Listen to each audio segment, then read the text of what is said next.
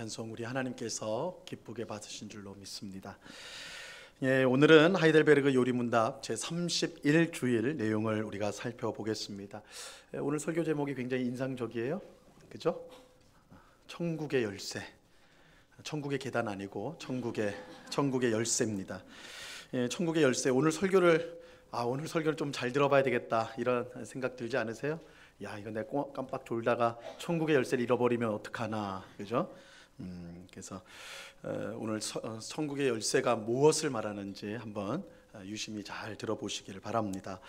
오늘 읽은 마태복음 본문은 예수님이 제자들에게 너희는 나를 누구라 생각하느냐라고 묻는 것에서 시작합니다.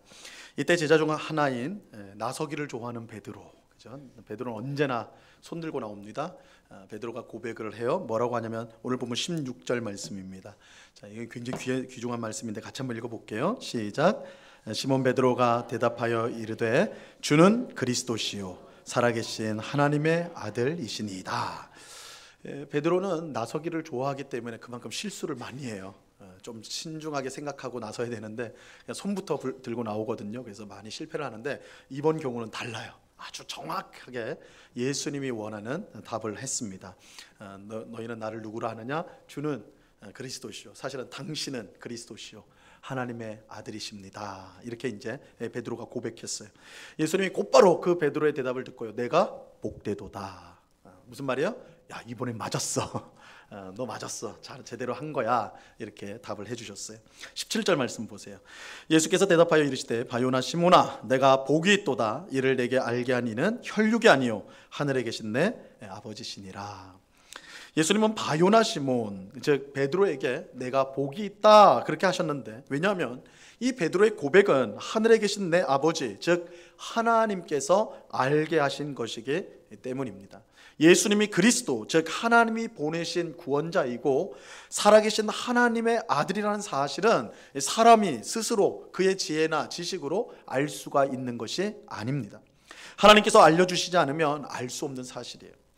모든 사람은 죄로 인해 영적으로 죽었기 때문에 예수님이 누구신지를 스스로 알 수가 없습니다. 오직 하나님의 은혜로 거듭난 사람, 영적으로 다시 살아난 사람만이 예수님이 누구신지를 바르게 알 수가 있습니다. 그러므로 베드로가 예수님을 향해 당신은 그리스도시요 하나님의 살아계신 하나님의 아들입니다 라고 신앙 고백한 것은 이미 하나님께서 그를 거듭나게 하셨다는 뜻이에요. 그가 하나님께서 거듭나게 하셔서 예수님이 누구신지를 알게 하셨다는 것입니다. 그래서 복이 있다라고 말씀하는 거예요. 내가 복되다 하시는 거예요. 사람이 자신의 지혜와 힘으로 얻을 수 없는 것을 하나님께서 주셨으니 그가 복이 있는 것이죠. 근데 예수님은 이어서 중요한 말씀을 하세요. 18절 말씀입니다. 같이 읽습니다. 시작. 또 내가 내게 이르노니 너는 베드로라. 내가 이 반석 위에 내 교회를 세우리니 음부의 권세가 이기지 못하리라. 예수님은 베드로에게 이 반석 위에 내 교회를 세우겠다 이렇게 말씀하셨어요. 이건 굉장히 의미심장한 말입니다. 왜냐하면 이 베드로란 말의 뜻이 반석, 암석, 돌덩이 이런 뜻이기 때문에 그래요. 이 게바라는 말도 나오죠. 베드로를 게바라고도 부르는데 게바도 마찬가지예요. 암석, 돌, 반석이라는 뜻입니다. 게바가 아람어고 베드로는 이제 헬라어예요. 그래서 같은 뜻입니다. 너가 게바다 혹은 너가 베드로다 이 말은 똑같이 반석, 돌이다. 우리는 어떤 사람을 향해서 너 돌이다 욕이죠. 근데 예수님은 이거 욕한 게 아니라 반석 같은 존재 이렇다는 거예요. 그러면서 뭐라고 하냐면 내가 이 반석 위에 내 교회를 세우겠다 이렇게 말씀을 하셨어요. 이 말씀 때문에 로마 가톨릭 교회는 예수님께서 베드로 위에 교회를 세웠다라는 이 말씀을 그대로 받아서 베드로가 교회에서 가장 위대한 인물이다 이렇게 생각을 하였고 그를 일대 교황으로 생각을 하게 되었습니다. 그래서 베드로가요 일대 교황이에요. 일대 교황. 자, 이 주장은 예수님이 이어서 하신 말씀 때문에 더 큰 오해를 낳게 되는데요. 자, 19절 말씀을 보도록 하겠습니다. 19절 같이 읽습니다. 시작. 내가 천국 열쇠를 내게 주리니 내가 땅에서 무엇이든지 매면 하늘에서도 매일 것이요 내가 땅에서 무엇이든지 풀면 하늘에서도 풀리리라 하시고, 바로 여기에 이제 천국 열쇠라는 게 나오죠. 천국 열쇠가 나오는데, 로마 가톨릭 교회는 예수님께서 일대 교황인 베드로에게 천국 열쇠를 주었다. 이 말씀에서 보면서 내가 천국 열쇠를 내게 주리니 베드로에게 내가 주겠다. 베드로 위에 교회를 세우고 베드로에게 천국 열쇠를 주겠다. 이렇게 말씀을 이해를 하였습니다. 그리고 그 천국 열쇠는 이제 베드로가 죽잖아요. 베드로가 뭐 영원히 사는 건 아니니까. 죽으면 그 다음에 세워질 교황이 있지 않습니까? 그 다음에 또 세워지고 천국 열쇠가 교황들에게 계속 내려간다라는 거예요. 예수님께서 한 사람에게 천국 문을 열고 닫을 수 있는 그런 권세를 주셨다, 이렇게 주장을 합니다. 그래서 로마 가톨릭 교회, 천주 교회를 이끄는 이 교황의 권세가요, 얼마나 큰지 모릅니다. 천국 열쇠를 가지고 있기 때문에. 그래서 여러분이 성당을 가시거나 뭐 제 말 듣고 가실 필요는 없어요. 근데 가시거나 천주 교회에서 운영하는 병원, 그죠? 가톨릭 병원이나 이제 기관에 가보시면요, 거기 꼭 동상을 많이 만들어놔요. 그죠? 하얀 동상들 많이 세워놓잖아요. 근데 동상 중에 열쇠를 가지고 있는 동상이 있어요. 열쇠를 가지고. 그럼 딱 열쇠 있는 동상을 보면 누구다? 베드로예요. 베드로. 그 열쇠가 뭐예요? 천국 열쇠예요. 천국 열쇠. 베드로가 천국 열쇠를 갖고 있는 그 모습으로 동상을 만듭니다. 그래서 어떤 사람은 이제 베드로를 천국 문지기로 표현을 해요. 베드로가 천국 문지기여서 어떤 사람이 딱 오면 자기가 볼 때 이 사람은 천국 들어가기 합당하다면 문 열어주고, 넌 꽝이야 그러면 안 열어주고, 이렇게 베드로가 한다라는 거예요. 그러니까 베드로에게 잘못 보이면 국물도 없는 것이죠. 굉장히 이제 중요한 인물인 거예요. 하지만 이것은 예수님이 하신 말씀을요, 완전히 오해한 겁니다. 이 로마 가톨릭 교회의 이런 주장, 이런 생각은 완전히 잘못된 거예요. 예수님은 베드로라는 개인 위에 교회를 세우겠다라고 말씀하신 것이 아닙니다. 예수님이 세우시는 교회는 베드로 개인이 아닌 그가 한 신앙 고백, 주는 그리스도시요 살아계신 하나님의 아들입니다라는 그 신앙 고백 위에 교회를 세우겠다는 것이고, 그 신앙 고백의 주인공이신 예수님 위에 교회를 세우시겠다는 거예요. 그러니까 주님의 교회는 어떤 개인, 사람 위에 세워지는 것이 아닙니다. 교회의 터는 예수님이에요. 예수님 위에 세워지는 거예요. 예수가 그리스도시고 살아계신 하나님의 아들이라는 신앙 고백, 그리고 그 신앙 고백의 주인공이신 예수님, 그 예수님 위에, 신앙 고백 위에 교회가 세워진다는 것입니다. 자, 그래서 사도 바울은요, 고린도 교회 성도들을 향해서 너희는 하나님의 집이다. 하나님의 집은 하나님이 거하시는 곳이고 교회예요. 교회. 너희는 교회다. 하나님의 집이다 라고 하면서 그 집의 터, 교회의 터는 예수 그리스도다, 이렇게 말을 합니다. 고린도전서 3장 11절에 보면요, 이 닦아둔 것 외에 능히 다른 터를 닦아둘 자가 없으니 이 터는 곧 누구라? 예수 그리스도라. 예수 그리스도의 터 위에 교회가 세워지는 것입니다. 베드로가 아니에요. 어떤 대단한 사람이 아니에요. 어떤 기관도 아니에요. 교회는 예수 그리스도의 터 위에 세워지는 것입니다. 교회는 베드로라는 사람이 아니라 이 그리스도시요 살아계신 하나님의 아들이신 예수님 위에 세워집니다. 그렇게 천국 열쇠를 베드로 개인에게 주셨다라고 하는 주장은 완전히 잘못된 거예요. 하나님은 예수님의 터 위에 세워진 교회에 천국 열쇠를 주셨는데요, 그 천국 열쇠는 특별히 하나님의 말씀을 전하는 목사와 설교자와 교회를 다스리도록 세워진 장로들에게 위임이 되었습니다. 베드로라는 개인의 사람과 그를 이어 교황이 된 사람들에게 주어진 게 아니에요.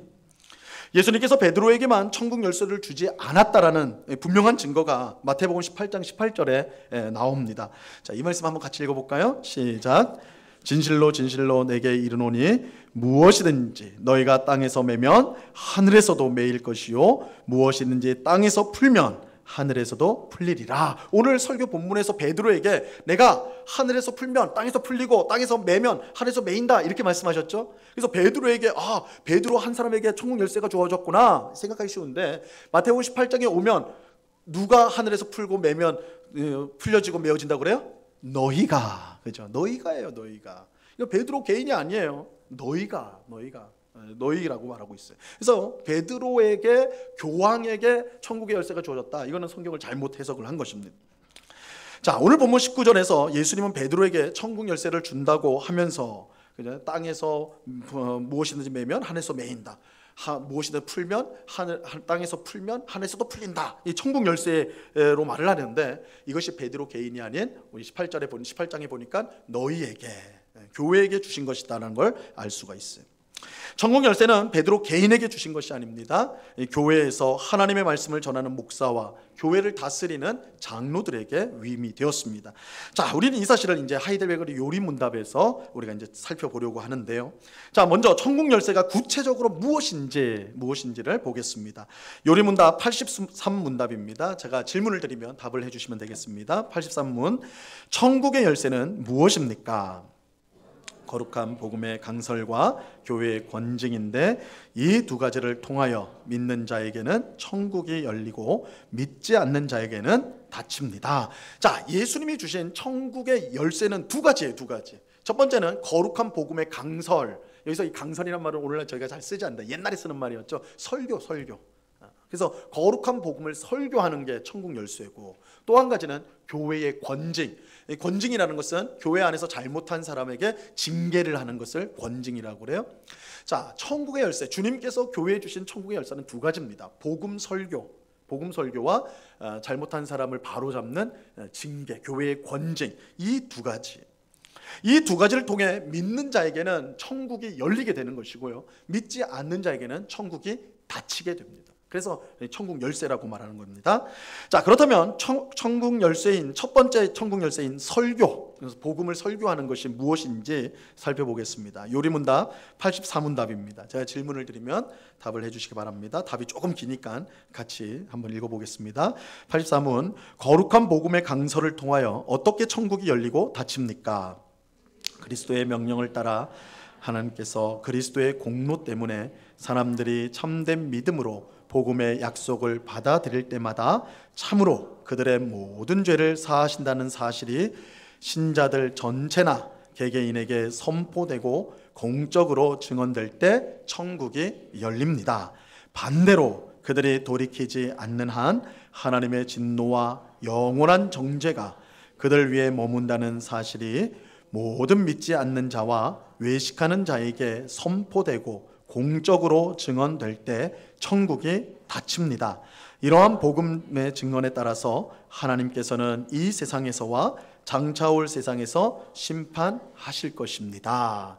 자, 첫 번째 천국의 열쇠는 복음을 설교하는 것입니다. 복음의 강설, 복음을 설교하는 것입니다. 천국 열쇠가 목사에게 주어졌다라고 할 때 그것은 목사가 복음을 전하는 설교자이기 때문에 그렇습니다. 우리는 여기서 목사 개인에게 천국의 열쇠가 주어졌다고 생각하면 안 됩니다. 베드로 개인에게 천국 열쇠를 주신 것이 아니듯이 목사 개인에게 천국 열쇠를 주신 것이 아니에요. 제 주머니에도 열쇠 꾸러미가 있어요. 사무실 열쇠도 있고 집 열쇠도 있고 자동차 열쇠도 있고 제 꾸러미에 있거든요. 거기에 목사님 천국 열쇠가 주어진다고 했으니까 거기에 천국 열쇠가 있지 않는가. 그래서 제 열쇠 꾸러미에 눈독을 들이실 필요가 전혀 없어요. 제 열쇠 꾸러미에는 천국 열쇠가 없습니다. 어떤 목사는 마치 자신에게 천국 열쇠가 있는 것처럼 정신 나간 소리를 하는 때가 있습니다. 마치 자신의 권위로 누구는 천국에 들어가게 하고 누구는 천국에 못 들어가게 할 수 있는 것처럼 말하는 경우가 있어요. 다 헛소리예요. 목사에게 천국 열쇠가 있다고 할 때 그 사람에게 천국을 여는 권세가 있는 것이 절대 아니에요. 목사에게 천국 열쇠가 있다는 것은 그가 복음을 전하는 설교자이기 때문에 그래요. 그가 전하는 복음, 그 복음 자체가 천국의 열쇠란 말이에요. 목사가 하나님이 예수 그리스도를 통해 이루신 구원 역사를 설교할 때 그것을 믿음으로 받아들이는 사람에게 천국 문이 열리게 되는 거예요.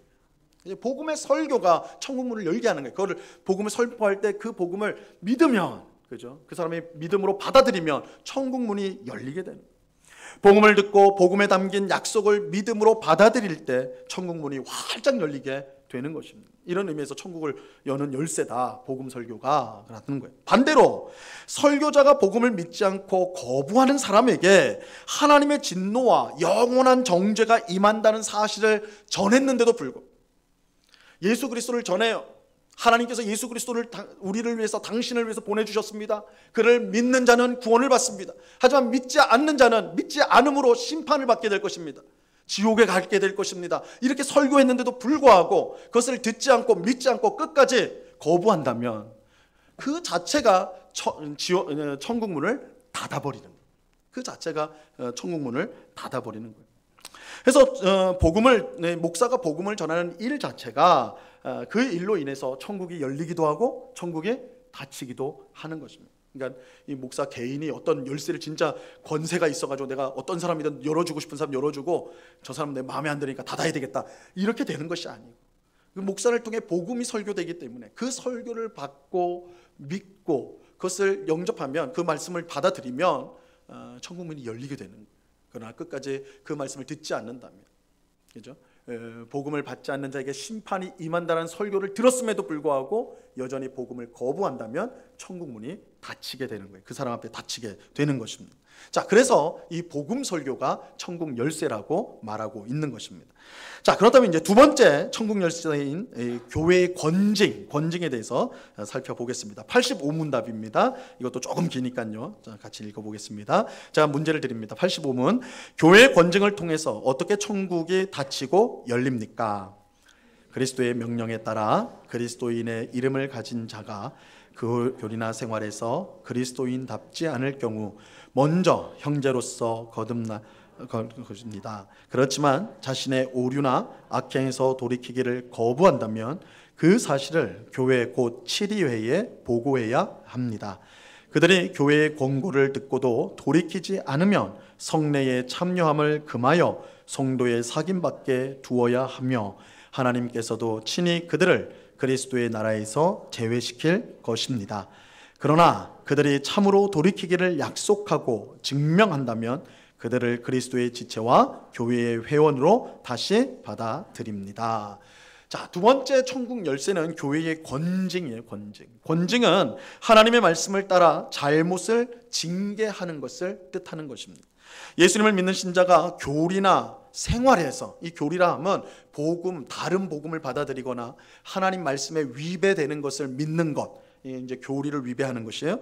또한 신앙은 바른 신앙, 그 믿음의 내용이 있는데 교리는 바른데 그것대로 살지 않고 하나님의 뜻과 어긋나는 삶을 살아갈 때, 그렇죠? 그래서 교리와 생활에서 신자답지 않은 모습이 나올 때, 살지 않을 경우에 권징을 하게 됩니다. 이때 이제 단계가 있어요. 단계가 그냥 혼내는 게 아닙니다. 이 마태복음 18장 15절에서 17절에 권징의 세 가지 단계가 나옵니다. 이 첫 번째 단계는 이 범죄 사실을 알게 된 신자가 범죄한 신자를 개인적으로 찾아가서 권면하는 거예요. 개인적으로 찾아가서. 자, 마태복음 18장 15절 말씀입니다. 같이 한번 읽어봅니다. 시작.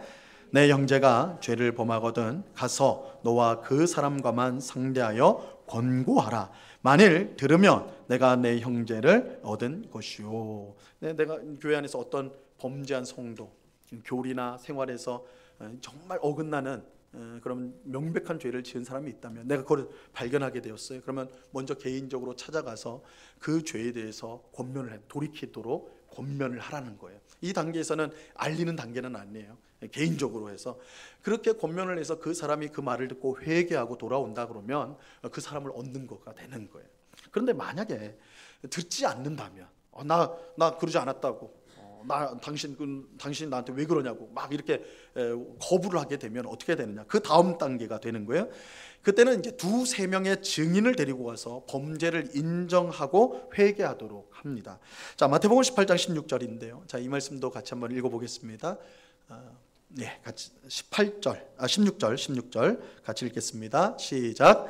만일 듣지 않거든 한두 사람을 데리고 가서 2-3 증인의 입으로 말마다 확증하게 하라. 그래서 이번에는 혼자가 아니라 2-3명의 증인들을 데리고 가서 그 사람의 죄가 명백하다는 것을 알게 하라는 거예요.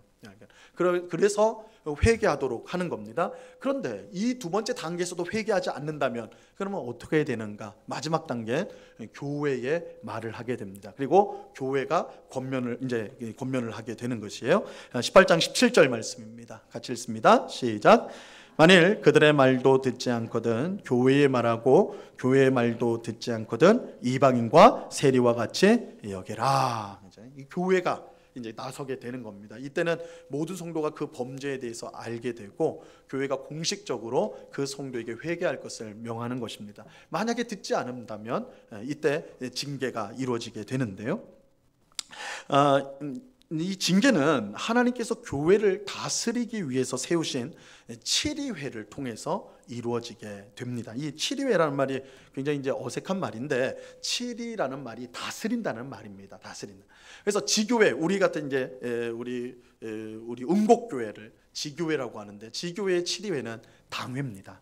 장로들의 모임인 당회가 교회의 7위회가 됩니다. 그래서 당회에서 잘못을 저지른 성도의 권징을 시행하게 됩니다. 그러면 이제 그 다음 단계, 그 더 큰 범위는 노회가 있어요. 노회. 그래서 우리 응곡교회가 속한 남서울로에 한 50여 개 교회가 있는 40에서 50 사이의 교회가 있는데 그 교회에서 일어나는 범죄에 대해서는 노회에서 권징을 하게 됩니다. 그리고 그 규모가 넘어가서 전국 단위에서는 총회가 있어요. 총회가 있어서 징계를 하게 됩니다. 이렇게 이제 7위회를 통해서 이제 진행이 되는데요. 이 7위회는 범죄한 신자에게 잘못을 지적하고 회개할 것을 권고해야 돼요. 이때 끝까지 회개하지 않으면 징계를 내리게 되는데 그 징계 뭐 종류가 있어요. 직분을 박탈을 한다든지 이제 뭐 여러 개 있는데 가장 뚜렷한 징계 중에 하나는 성찬을 금지하는 것입니다. 성찬을 금지하는 거예요.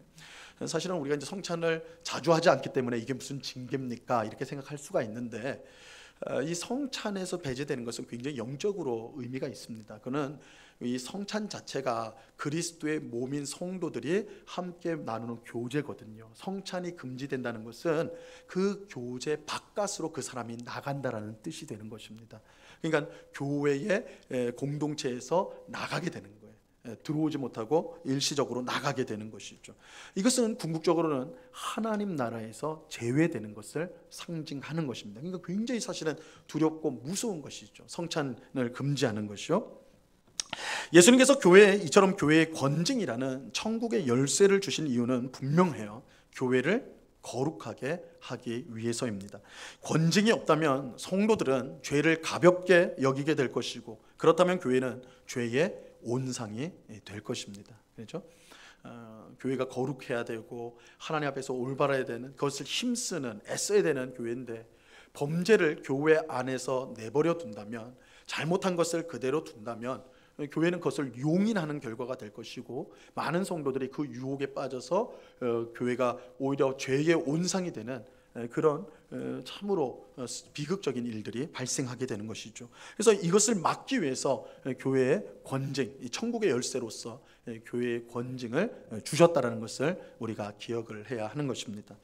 그런데 우리가 교회의 권징을 이제 생각할 때 놓치지 말아야 될 중요한 사실은 권징이 범죄한 신자를 살린다는 거예요.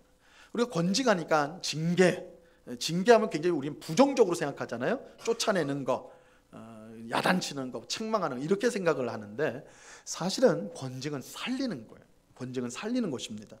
죄를 계속 짓는데도 가만히 두면요, 그 사람은 망하게 됩니다. 그건 뻔한 거예요. 그죠? 망하게 돼요. 권징은 그 사람의 죄를 지적하며 죄에서 빠져나오도록 하기 위해서 시행을 하는 것입니다.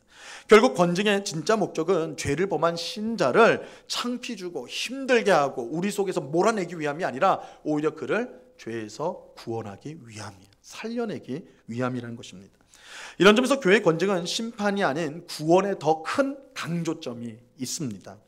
그래서 권징을 받았다 하더라도 그 사람이 회개하면요, 교회는 언제나 그 사람을 받아들여야 돼요. 그 사람을 받아들여야 됩니다. 물론 그 사람의 회개가 진정한 것인지 확인하는 절차가 반드시 필요하죠. 그냥 저 이제 그 짓 안 해요, 괜찮아요, 이런다고 그냥 할 수 있는 건 아니에요.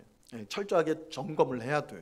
그래서 그 사람이 정말 그 행위를 버리고 잘못을 회개했는지를 이제 검사를 해야 되는데, 그런 다음에 그것이 확인이 되었다면 즉시 교회로 다시 받아들여야 하는 것입니다. 교회의 권징은 이처럼 사람을 구하는데 궁극적인 목적이 있기 때문이라는 것이죠. 자, 오늘 우리는 하나님께서 교회에 주신 천국 열쇠인 이 복음을 설교하는 것과 교회의 권징에 대해서 살펴보았습니다.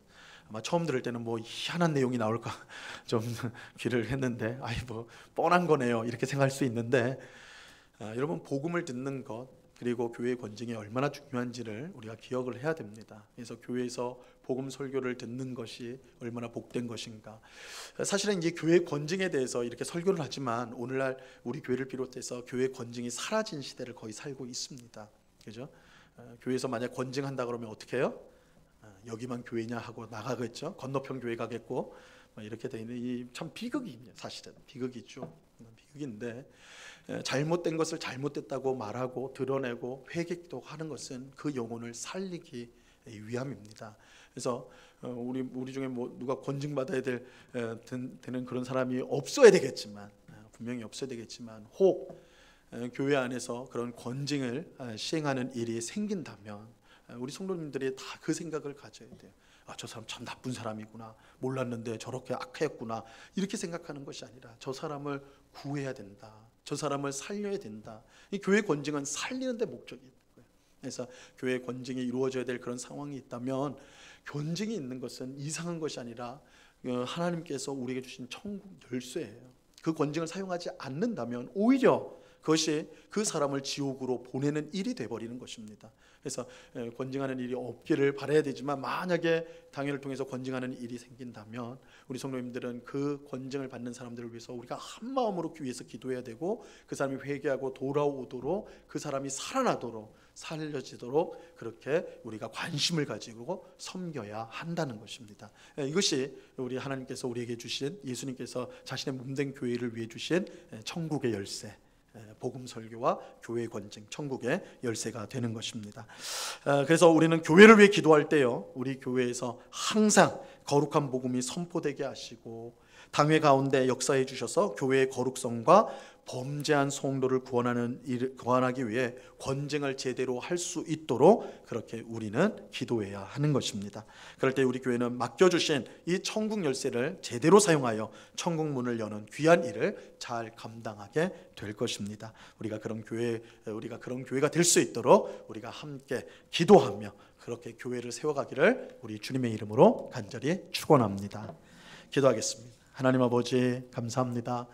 오늘 교회에 주신 천국 열쇠가 무엇인지를 살펴보았습니다. 거룩한 복음을 설교하는 것, 또한 잘못을 바로잡기 위해 교회가 권징하는 것, 이것이 천국의 열쇠, 천국 문을 활짝 여는 것임을 오늘 배웠습니다. 주님, 이 복음이 선포되는 것이 얼마나 귀한 일인지요. 우리가 우리 교회를 위해서 기도할 때마다 교회의 강단에서 항상 복음이 선포되어지도록, 주 예수 그리스도를 전하는 그런 위대한 복음이 항상 선포되어지는 강단이 되도록 우리가 기도하고 또한 힘쓸 수 있도록 도와 주옵소서. 잘못한 성도를 또한 바로 잡는 일을 특별히 7위회인 당회가 잘 감당하게 하시고, 오늘날 교회 가운데 복음을 이탈하고 잘못된 길로 가는 교회들이 있는 가운데 있습니다. 아버지 하나님, 그런 교회와 성도들을 바로잡는데 7위회인 당회와 노회와 총회가 정말 그 천국의 열쇠 권징을 잘 사용함으로 잘못된 자를 바로잡고 다시 그들을 구원하는 일에 쓰임받을 수 있도록 하나님 은혜를 내리워 주시옵소서. 그런 우리 복된 교회 되게 하시고 노회 되게 하시고 우리 합신총회가 되게 하여 주시옵소서. 감사하며 예수님의 이름으로 기도드리옵나이다. 아멘. 우리 찬송가